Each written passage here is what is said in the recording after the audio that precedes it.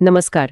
शहरांमधला उन्हाळा म्हटलं की आपल्याला आठवतात ते तापलेले रस्ते, गरम हवा. पण हे फक्त जाणवण्यापुरतं नाहीये. शहरांचं तापमान खरंच आजूबाजूच्या परिसरापेक्षा जास्त असतं. यालाच अर्बन हीट आयलंड किंवा UHI म्हणतात. हो, अगदी. हे कॉन्क्रीट आणि डांबरामुळे होतं. उष्णता शोषली जाते आणि झाडं कमी असल्यामुळे ती नैसर्गिक थंडावा देणारी प्रक्रिया, बाष्पीभवन, ते पण कमी होतं. आणि ह्याचा परिणाम मग वीज वापरावर होतो, प्रदूषणावर आणि अर्थातच आपल्या आरोग्यावर सुद्धा. बरोबर. म्हणूनच आज आपण एका उपायावर बोलणार आहोत ज्याची खूप चर्चा आहे. हरित छत म्हणजे ग्रीन रूफ्स. आपल्याकडे जी माहिती आहे त्यानुसार हा एक खूप चांगला उपाय वाटतोय. हरित छत? म्हणजे इमारतीच्या छतावर बाग बनवणं, बरोबर? हो, अगदी सोप्या भाषेत तेच.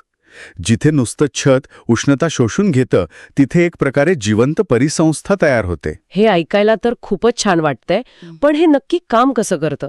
म्हणजे छतावर झाडं लावली की लगेच थंडावा येतो? काय आहे यामागचं विज्ञान? यात खरं तर 3-4 गोष्टी एकत्र काम करतात. सगळ्यात महत्वाचं म्हणजे बाष्पोत्सर्जन. बाष्पोत्सर्जन? हो, म्हणजे इव्हॅपोरो ट्रान्सपिरेशन. जसं आपल्याला घाम आल्यावर थंड वाटतं ना, तसंच वनस्पती त्यांच्या पानातून पाण्याची वाफ बाहेर टाकतात. अच्छा. आणि त्यामुळे आजूबाजूची हवा थंड होते. हा एक मोठा फायदा आहे. ओके, हा एक झाला. अजून? दुसरं म्हणजे सावली.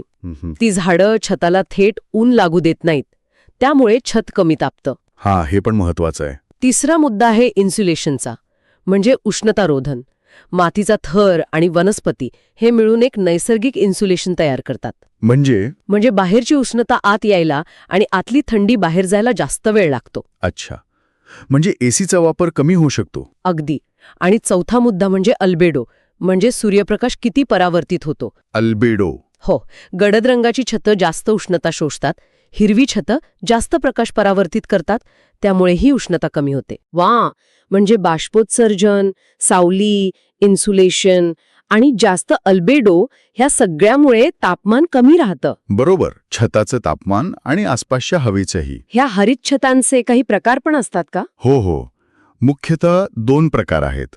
एक विस्तृत म्हणजे एक्सटेन्सिव्ह. विस्तृत? हां, यात मातीचा थर पातळ असतो, साधारण 5 ते 15 सेंटीमीटर.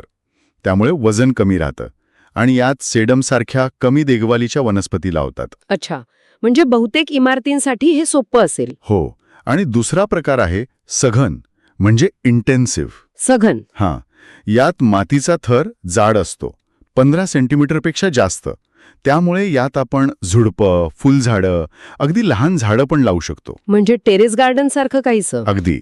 लोकांना वापरायला जागा मिळते, पण याचं वजन जास्त असतं आणि देखभाल पण जास्त लागते. कळलं. म्हणजे गरजेनुसार आणि इमारतीच्या स्ट्रक्चरनुसार निवड करावी लागते. पण हे खरंच किती परिणामकारक आहे? काही उदाहरणं आहेत का जगात? हो, नक्कीच. शिकागो सिटी हॉलचं उदाहरण खूपच फेमस आहे. तिथल्या हरित छतामुळे पृष्ठभागाचं तापमान तब्बल 40 डिग्री सेल्सिअसनी कमी झालं. काय सांगताय? 40 डिग्री सेल्सिअस? हो, आणि एनर्जी वापरात 10 ते 20% बचत झाली. हे अभ्यासात सिद्ध झालंय. हे तर जबरदस्त आहे. अजून एक उदाहरण म्हणजे कॅलिफोर्निया अकॅडमी ऑफ सायन्सेस. त्यांच्या 2.5 एकरच्या छतावर चक्क 98% पावसाचं पाणी मॅनेज होतं, वाहून जात नाही. अरे वा, म्हणजे पूर नियंत्रणाला पण मदत होते. हो, आणि त्याला लीड प्लॅटिनम मानांकन आहे, जे ग्रीन बिल्डिंगसाठी सर्वोच्च आहे. हे आकडे ऐकून खात्री पटतीये. तापमान कमी करण्यापलीकडे आणखी काय फायदे आहेत याचे? फायदे भरपूर आहेत. जसं आता म्हटलं, पावसाच्या पाण्याचा निचरा, स्टॉर्म वॉटर मॅनेजमेंट सुधारतो. हवेची गुणवत्ता सुधारते, कारण वनस्पती CO2 घेतात, ऑक्सिजन देतात. काही प्रमाणात प्रदूषक कण पण शोषतात. अच्छा. शहरातली जैवविविधता वाढते, पक्षी, कीटकांना जागा मिळते. हे सगळं शहरांसाठी खूप गरजेचे आजकाल. अजून म्हणजे ध्वनी प्रदूषण कमी होतं, कारण माती आणि वनस्पती आवाज शोषून घेतात. बरोबर. आणि मुख्य छताचं आयुष्य वाढतं, कारण ते ऊन पावसापासून सुरक्षित राहतं. आणि दिसायला पण सुंदर दिसतं. नक्कीच. हो, जागेचा चांगला उपयोग होतो. इतके फायदे ऐकल्यावर वाटतं की हे सगळीकडेच असायला हवं. पण मग यात काही आव्हानं नाहीत का? अडचणी आहेत ना, नक्कीच आहेत. सगळ्यात मोठं आव्हान म्हणजे सुरुवातीचा खर्च. तो सामान्य छतापेक्षा जास्त असतो. हे महत्वाचं आहे. दुसरं म्हणजे वजन. छतावर अतिरिक्त भार येतो, त्यासाठी इमारतीचं स्ट्रक्चर तेवढं मजबूत हवं. बरोबर. तिसरं म्हणजे देखभाल. खतपाणी वनस्पतींची काळजी घ्यावी लागते. आणि पाणी, गळती वगैरे? तो सगळ्यात महत्वाचा मुद्दा. वॉटरप्रूफिंगमध्ये काही चूक झाली तर मोठी समस्या होऊ शकते. गळती झाली की दुरुस्ती महाग पडते. म्हणजे फायदे खूप असले तरी खर्च, वजन, देखभाल आणि वॉटरप्रूफिंग या गोष्टी विचारात घ्याव्या लागतात. हो. पण वाढतं शहरीकरण आणि हवामान बदलाचे परिणाम बघता यांचं महत्त्व वाढतच जाणार आहे. खरंय, आता अनेक शहरे याला प्रोत्साहन पण देता येत नाही का? अगदी शासकीय धोरणं येत आहेत. ग्रीन बिल्डिंग रेटिंग्जमध्ये याला महत्त्व दिलं जातंय. त्यामुळे तंत्रज्ञान पण सुधारतंय. तर मग आपण या चर्चेतून काय मुख्य निष्कर्ष काढू शकतो? निष्कर्ष स्पष्ट आहे. हरित छत हे फक्त शहरातली उष्णता कमी करत नाहीत, तर ते शहरांना जास्त रेझिलियंट म्हणजे लवचिक आणि टिकाऊ बनवतात. पाणी व्यवस्थापन, जैवविविधता, हवेची गुणवत्ता असे अनेक फायदे एकत्र मिळतात. हे एक बहुआयामी साधन आहे. खरंय.